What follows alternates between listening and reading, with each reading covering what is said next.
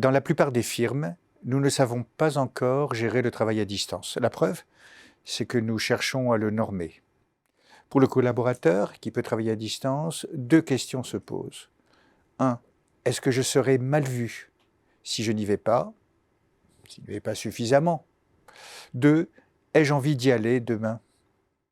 L'entreprise qui cherche à complètement normer le travail à distance peut y arriver, mais je crains que ce ne soit pas au prix d'un coût faible.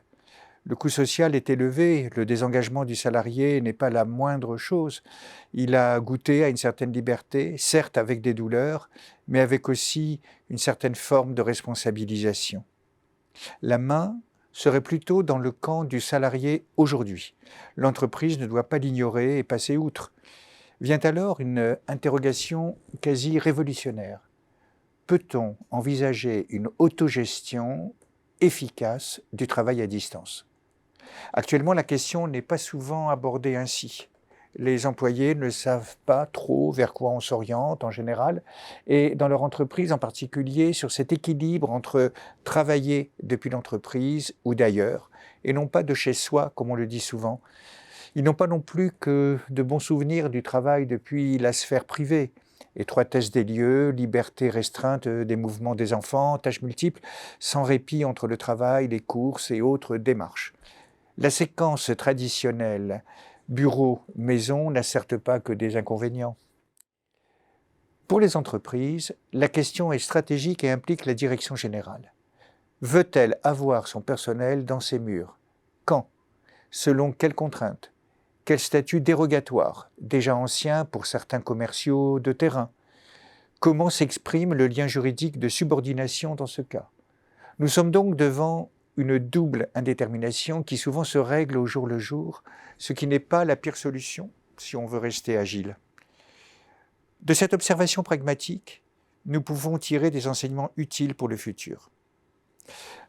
A. L'autogestion par le salarié de son lieu de travail implique trois choses. 1. Qu'on lui fasse confiance, à savoir que l'entreprise est un a priori de bonne volonté, de compétence et de sérieux de son employé.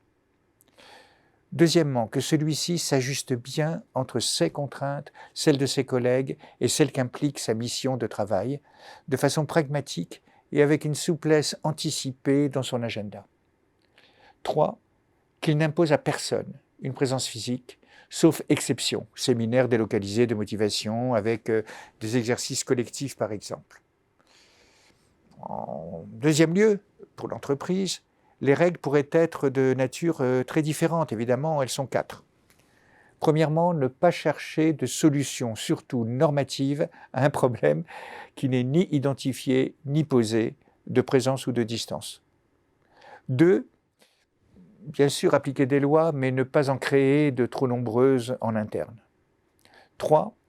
Faire de cette autogestion un critère d'efficacité au travail. Et enfin, s'en tenir aux objectifs réalistes atteints. C'est une opportunité, elle est rare.